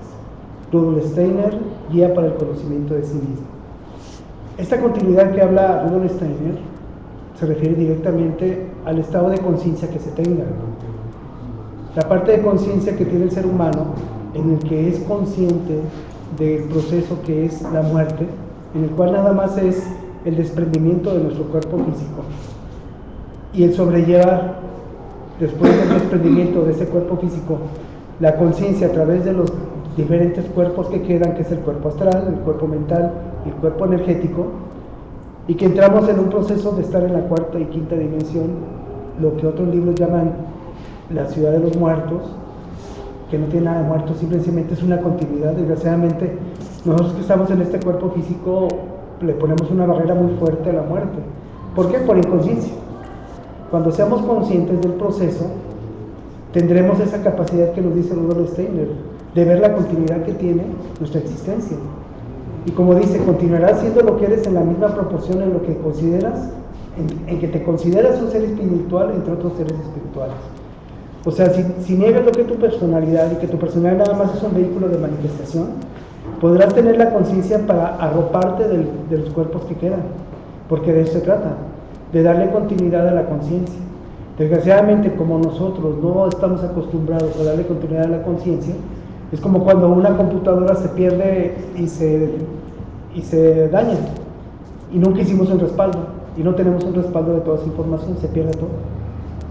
En cambio, cuando estamos dentro de la vida misma, comprendiendo los procesos de la muerte, que día a día vamos muriendo, y que nuestra conciencia está activa, y que somos más que esta personalidad, que este vehículo de manifestación, nuestra conciencia se activa, y podemos tener la fuerza necesaria para pasar el umbral de la muerte, que sería el desprendernos de este cuerpo físico, y pasar a los demás cuerpos de una manera consciente, y continuar con ese proceso. Ese proceso ya lo hemos tratado en otros temas, principalmente en el tema 16, que viene siendo la fuente original, donde hablamos acerca de la contemplación solar, donde se le da energía a lo que vienen siendo los cuerpos existenciales de la personalidad para que la conciencia quede despierta, para que la conciencia tenga un fundamento, y esa práctica se puede desarrollar tanto en el cuerpo físico como en el cuerpo astral y en el cuerpo mental.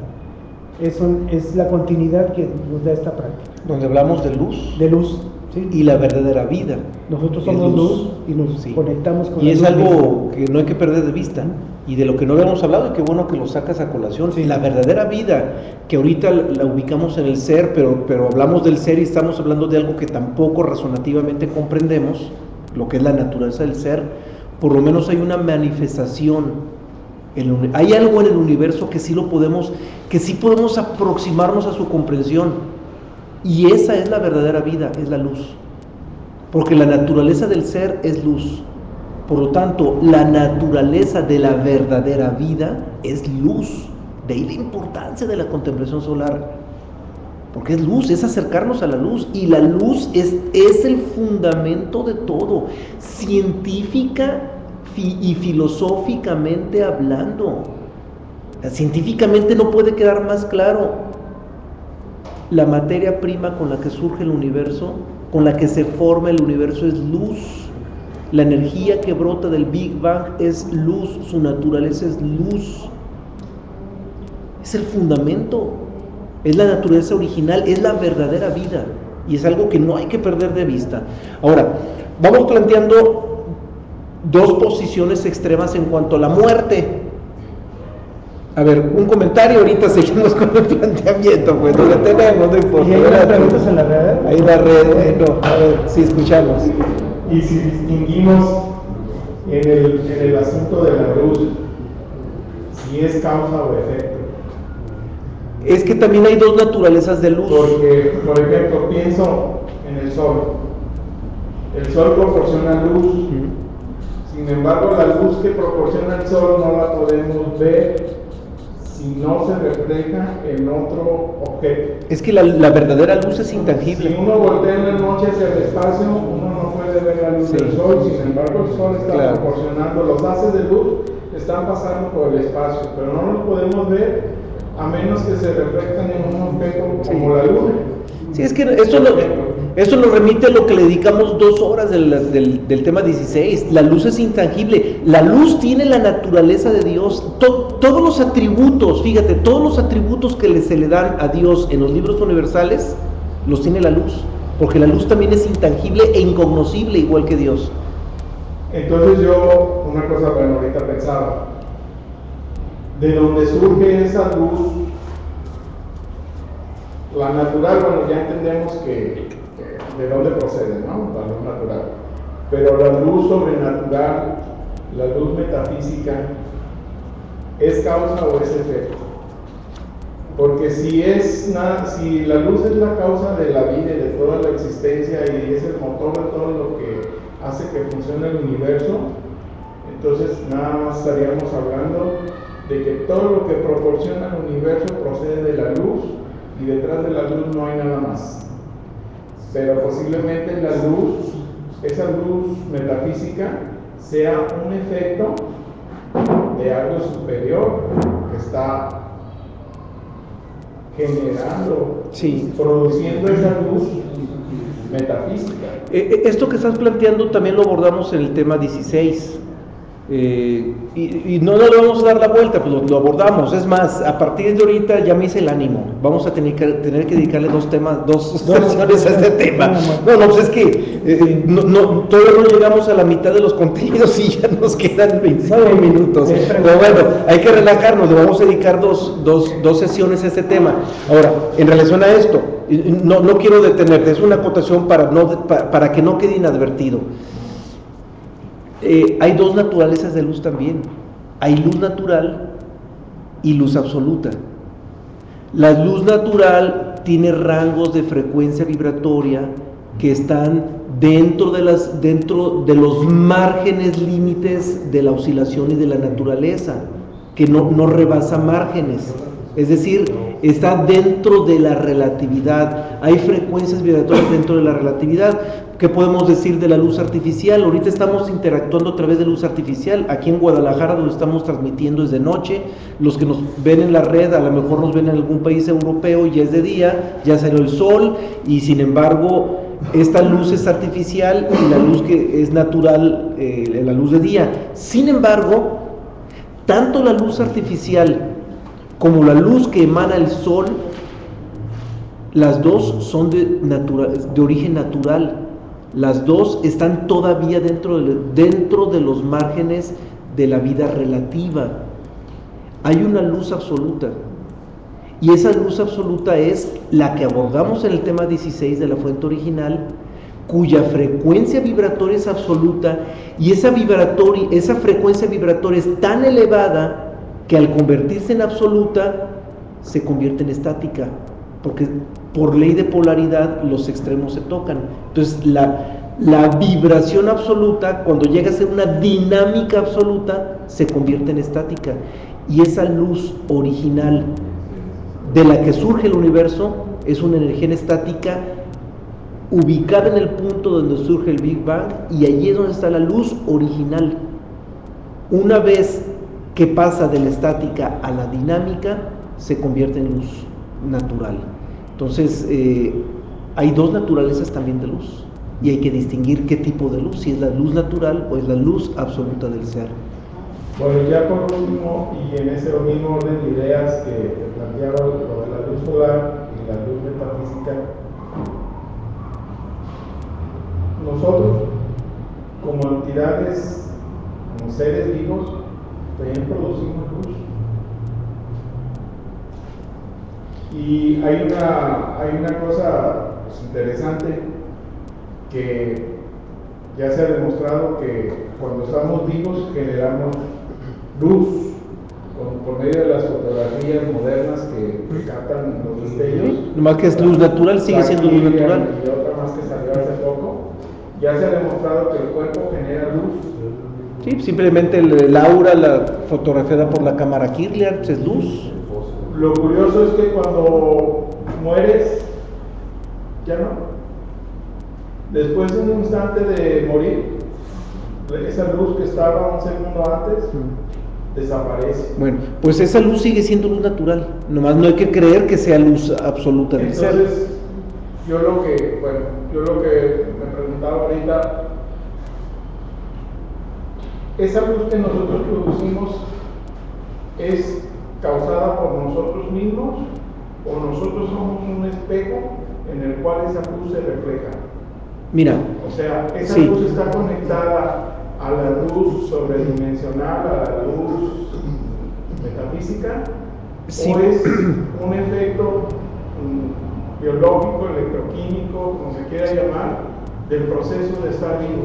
Sí, mira, voy a tratar de plantearlo a través del principio de correspondencia.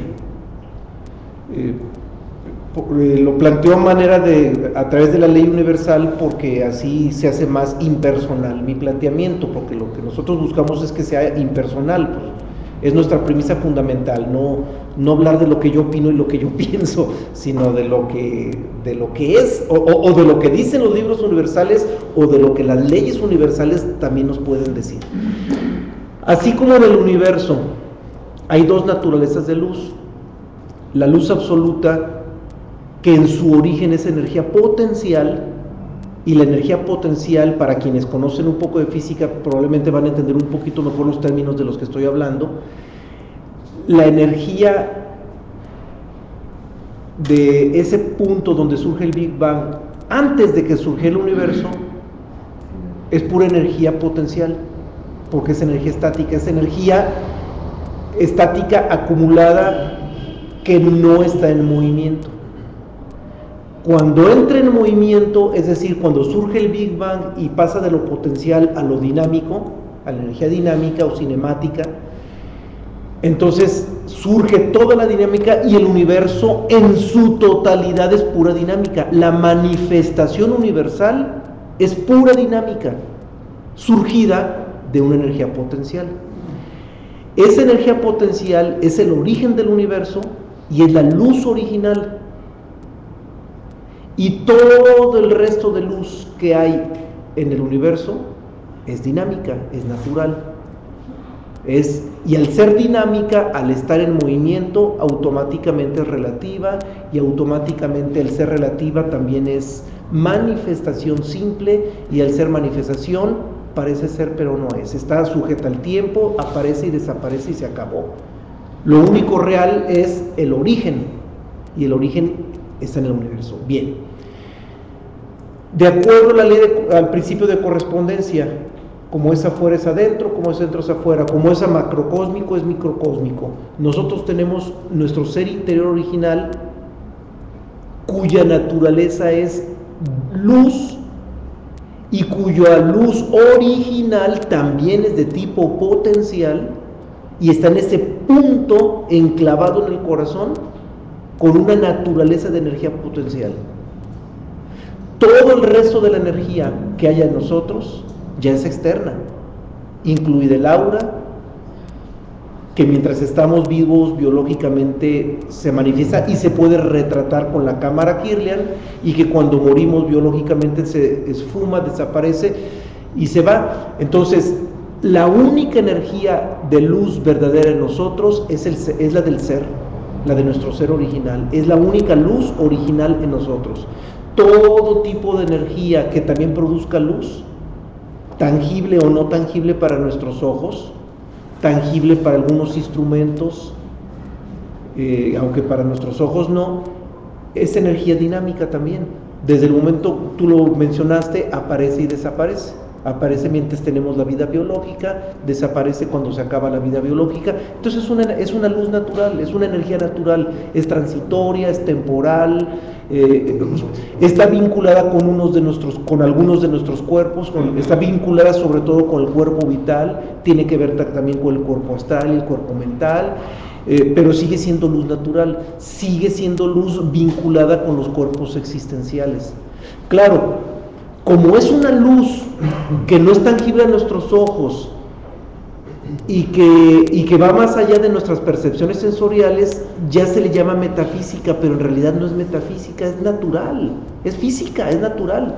Son fenómenos biológicos, perdón, fenómenos físico-químicos, obedece a fenómenos físico-químicos también. La única energía original, absoluta y verdadera es la que está en nuestro ser original y que es donde está la verdadera vida que nosotros ostentamos. Y no, insisto, no es un planteamiento mío, los libros universales hablan sobradamente de eso, incluido el Evangelio de Buda, Krishna hace lo mismo, Jesús de Nazaret, todos hablan de lo mismo. No sé si hay algo más que plantear o ahí queda. Clarísimo. Bien. No tengo más nada que Sale. agregar. Gracias. A ver, antes de abrir la red, ¿no? Vamos con los de la red y luego seguimos acá, ¿sí? Porque ya los hemos ido relegando a las preguntas de la red. Son preguntas un poquito atrasaditas que pregunta Javier. En el ser sí hay vida, no solo en la nada. Es otra vida diferente, pero es en sí vida. Sí, o sea, cuando se habla de vida, se habla de lo que es el reino divino. El ser está dentro del reino divino y en una parte de nosotros, que es nuestro microcosmos y nuestra chispa divina de espíritu, se manifiesta en ese orden. Y cuando se habla de vida, se habla de esa manifestación divina que todo el mundo tiene. La siguiente pregunta nos dice, cuando morimos, ¿qué pasa con nosotros? ¿A dónde vamos? Bueno, creo que hemos estado planteando. Pues es que la pregunta ni siquiera es clara, porque no sé si pregunta a dónde va nuestra mente, a dónde van nuestras emociones, Sí. o a dónde va nuestro ser. O sea, la pregunta también está en un vacío, Sí. la misma pregunta. Sí, pero por lo general, el pensamiento normal sería, después de la muerte, ¿hay algo más o continúa la vida? Que es lo que todo el mundo se plantea así, efectivamente. Nada más nos despojamos de este cuerpo físico, nuestra personalidad sigue, ya no con un cuerpo físico, sigue con un cuerpo astral, con un cuerpo mental y con un cuerpo energético. También está nuestra alma, si nuestra alma está despierta, sigue conectada a esa corporeidad de esa personalidad, que ya no tiene 4 cuerpos, que nada más tiene 3. Eso sería el planteamiento que se tiene a nivel de la enseñanza universal. Bien, vamos aquí en Guadalajara, entonces escuchamos la intervención. Bueno, yo nada más aplicando lo que ya se ha comentado en anteriores ocasiones, quizá diga la verdad, pero no estoy muy de acuerdo de que si una persona ya carece de su vida biológica, deja de emanar luz. Es que sí sigue habiendo luz. Sigue emanando luz, Sí. aunque quizás como tú lo En otras frecuencias y en otros niveles, sí. No se veía en algunos instrumentos, no. Sí, desde el momento en que los fantasmistas se aparecen, es porque tienen luz. Los fuegos barcos. Sí, nomás que es otro tipo de luz. Lo que disminuye es el aura, lo que es la emanación del cuerpo, el segundo cuerpo, el cuerpo etérico, el cuerpo etérico. Ese es el que, inmediatamente disminuye su emanación, pero siguen los otros cuerpos, sigue habiendo luz también en los otros cuerpos. Porque, bueno, y aquí creo que es lo que se diga la verdad, pero bueno, según lo que he entendido aquí, todos los cuerpos son inertes, Claro. Están compuestos de átomos. Están compuestos de átomos y habiendo electrones y protones en movimiento, hay luz también, generan luz, pero toda esa luz sigue siendo luz natural, sigue siendo luz de naturaleza dinámica, sigue siendo luz, pero natural. Entonces, en el universo no hay más que luz y tinieblas. O sea, si nosotros nos vamos a una postura radical y científica, en el universo no hay más que 2 sopas, luz y oscuridad. Y luz es toda la manifestación, todo lo que termina manifestando las formas, y oscuridad el no ser, o sea, la nada, la ausencia de. Y todas las manifestaciones en las formas son manifestaciones de luz. Eso es lo que no hay que perder de vista. Hasta la piedra más dura y densa es una manifestación de luz. Todo es manifestación de luz, de una verdadera luz original, de una luz que originalmente es estática y después se convierte en luz dinámica natural. Por eso lo importante de la distinción de las 2 naturalezas, y fue de los primeros temas que vimos, el tema, creo que es el tema 5, o el 4, las dos naturalezas, y son temas pero fundamentales. Bien, aprovechando que ya no hay preguntas, antes de que nos vayamos, hago un planteamiento que no quiero que pase inadvertido, porque indiscutiblemente nos vamos a quedar a la mitad del tema, y yo diría que un poquito antes de la mitad del tema. Hay, en cuanto a la muerte concebida por el hombre, porque ya insistimos en que la muerte como tal no existe, Pitágoras lo dice clarísimo, no son más que meras transformaciones. Hay dos posturas, sin embargo, bueno, el hombre termina también creando antagonismos, los humanos somos expertos en crear antagonismos, y entre los tantos antagonismos que el hombre va creando a través de la conciencia mental colectiva, existe el antagonismo de la postura religiosa o teológica, más bien la teológica, y la postura materialista. La postura teológica, ¿qué nos dice? Pues que una versión bonita y muy creíble, que tenemos un cuerpo, que tenemos alma, que tenemos espíritu, pero ¿dónde se desvía la postura teológica? En que miramos un Dios por ahí, quién sabe dónde, que hay que llegar a quién sabe qué lugar, y que si nos portamos bien, nos vamos para allá. O sea, la postura teológica nos dice que la vida continúa, y no solamente que continúa, nos instruye para que manipulemos cómo va a ser la vida después de esta, y nos hace creer que asumiendo ciertos comportamientos en esta vida vamos a manipular lo que vamos a vivir en otra vida. Esa es la postura teológica. Lo digo muy a grosso modo para tratar de abarcar la gran mayoría de las religiones, porque casi todas las religiones giran alrededor de esto. La otra es la postura materialista. No hay nada. Se muere tu cuerpo biológico y como decían los niños en México, pim pum papas, se acabó. Y se acabó y hasta el ánimo. Ahora, ¿a dónde nos conducen esas dos posturas extremas? La postura teológica nos conduce a un moralismo y miedo, un moralismo que tiene por base el miedo, al miedo a lo que venga. Y ese miedo y no solo del miedo, vamos a la mitad. La parte más importante del tema es todo lo que hay detrás y todo lo que nos condiciona a partir del miedo a la muerte, cómo nos va condicionando y cómo nuestra vida termina siendo un desastre en todos los sentidos por culpa de ese miedo a la muerte. Es que el miedo a la muerte no tenemos idea de la magnitud de repercusión que tiene a lo largo de toda nuestra vida natural, de toda la existencia, una repercusión impresionante. Pero bueno, regresemos a las dos posturas. La postura teológica pues nos mete en un moralismo y creyendo que ese moralismo se va a convertir en un factor condicionante para que allá nos vaya a todo dar.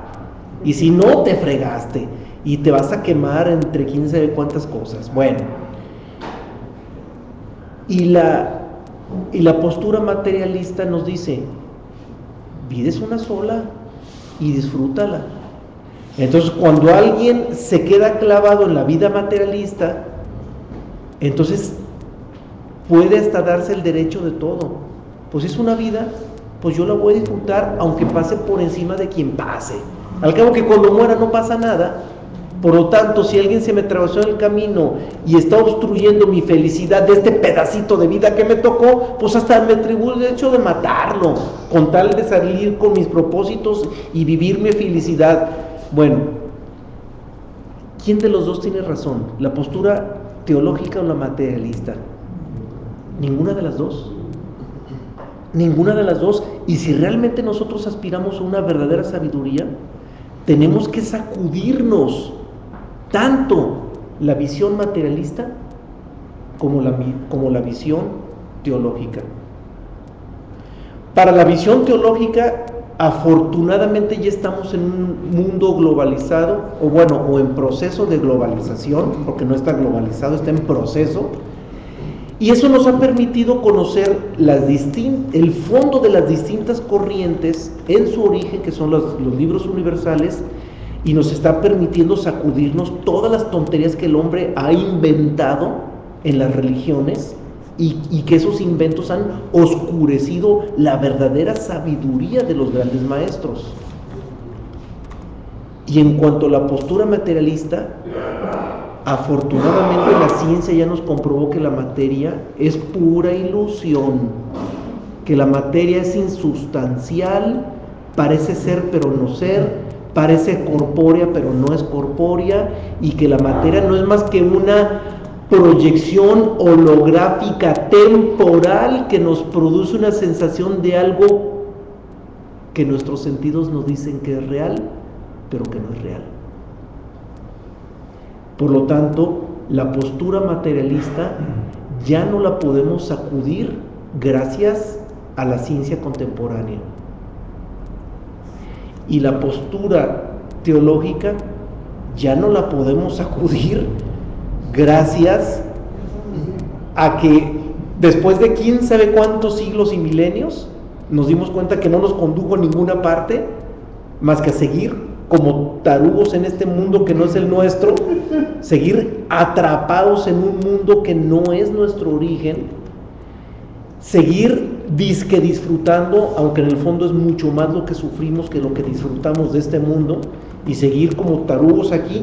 Entonces ya hay elementos para sacudirnos las dos, y si nosotros aspiramos a la sabiduría, a la verdadera sabiduría, tenemos que sacudirnos las dos, tanto la materialista como la teológica, y tenemos que acercarnos a esa responsabilidad fundamental que, vuelvo a insistir, es la más inmediata que tenemos los hombres si aspiramos a la verdadera sabiduría. Esa responsabilidad es distinguir entre lo verdadero y lo falso. Esa es la responsabilidad inmediata. Y es lo primero que tenemos que hacer, distinguir entre lo verdadero y lo falso. Y si queremos entrar en ese ejercicio de responsabilidad inmediata, hay que hacerle caso a Albert Einstein cuando nos dice: lo más importante es nunca dejar de hacernos preguntas. Es decir, nada convertirlo en un hecho y todo cuestionarlo. Todo cuestionarlo y nada darlo por un hecho. Y ahí es donde entra el ejercicio fundamental de discernimiento, donde podemos distinguir entre lo verdadero y lo falso. Y ahí es donde está. Entonces, para poder entrar en ese acto de distinción, tenemos que sacudirnos las dos posturas, olvidarnos de los rollos teológicos que el hombre ha inventado a lo largo de milenios, pero también olvidarnos de la postura materialista que en un momento del oscurantismo del hombre movió una ciencia muy primitiva, y la última etapa de esa ciencia primitiva terminó con Newton. Termina con Newton. Newton es un gran personaje, un gran físico que le imprime mucha objetividad a la ciencia, pero todavía su ciencia es de tipo materialista. La ciencia de Newton es totalmente materialista. En la ciencia de Newton todavía hay una creencia de que la materia es real, y Newton se dedica a descubrir las leyes que definen el comportamiento de la materia. Ahora, no lo digo con menosprecio a Newton, las aportaciones de Newton son impresionantes. Sin embargo, en la ciencia de Newton todavía existe una carga de identificación hacia la materia muy fuerte. Y hasta después de Newton, a partir de Albert Einstein, cuando empieza a surgir a adquirir forma en la ciencia lo que es la relatividad, y que esa comprensión de la relatividad nos conducen ya a la física cuántica, hasta entonces es cuando se comprende que la materia no es la realidad. Hasta entonces, incluso se comprueba que las leyes de Newton, matemáticamente hablando, ni siquiera son precisas. adquieren cierta precisión en el contexto en el que estamos viviendo en este mundo material conocido como planeta Tierra. Pero nomás nos salimos de la Tierra o al macrocosmos o al microcosmos y las leyes de Newton dejan de tener vigencia. Es decir, las leyes de Newton solamente tienen vigencia para ciertos rangos, para un cierto rango límite de manifestación física. Entonces, insisto en ello porque la ciencia que ya nos permite sacudirnos el materialismo es la física cuántica. Parte de la relatividad de Einstein, la relatividad de Einstein es el parteaguas, y de ahí viene todo el desarrollo de la física cuántica que nos comprueba, que nos permite ver que no somos lo que creíamos que somos, que nos permite ver que la realidad no es lo que nosotros creíamos que es la realidad, y es donde viene todo ese gran parteaguas, y hay que aprovechar este momento histórico, hay que aprovecharlo, es lo mejor que podemos hacer. Estamos viviendo un momento histórico impresionantemente grandioso porque nos puede dar elementos inteligibles de mucho fondo para comprender, por lo menos empezar a comprender que las cosas no son como creíamos que son, y a partir de ahí empezar una búsqueda de ese discernimiento que nos permita distinguir entre el ser y el no ser. Entonces, es un momento muy peculiar el que estamos viviendo, hay que aprovecharlo. Sí, una intervención más. Bueno, yo ahorita de lo que estás comentando acerca de los dos temas, el materialismo y el teológico. Bueno, yo pienso que hay dos sistemas de creencias que conducen a la unidad. Uno es la negación y otro es la aceptación. Uno va por la vía de lo negativo, de la sustracción, y el otro va por la vía de la adición. Por ejemplo, los que son ateos, que no creen en el sistema religioso, que no creen en Dios, por así decir, se va por el sistema nihilista, que es la negación de todo lo que existe. Se van por un método de reduccionismo, reduciendo las cosas hasta el punto que llegan en que no existen. Dicen, esto es aparentemente esto, pero si le quitas esto y aquello, se va reduciendo, hasta que llegan al punto de que no hay nada. Llegan a la nada. Pues eso nos manda la física cuántica, de hecho. Sí, pero luego por el otro sistema, el sistema aditivo, que es el que la mayoría de los creyentes en Dios tenemos, nosotros decimos, esto más esto es esto, y esto más esto es esto, y por ese método llegamos al todo.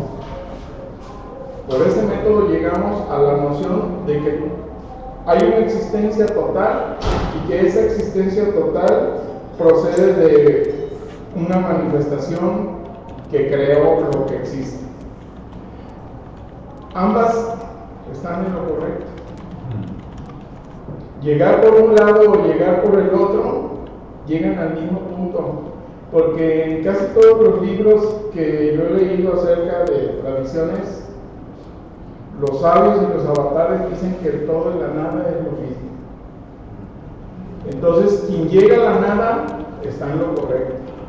Y quien llega a todo también está en lo correcto. Sí, de hecho, tiene razón, y universal, la sabiduría universal nos habla de ello, es cierto. O sea, a la realidad puedes llegar por el todo o por la nada. El único problema es que para llegar a través del todo tendrías que perfeccionarte hasta ser tan perfecto como el todo, que te sintonices con el todo y te hagas uno con el todo, o que te disuelvas y te niegues hasta disolverte en la nada, y a través de la nada el todo te absorba. ¿Qué será más fácil?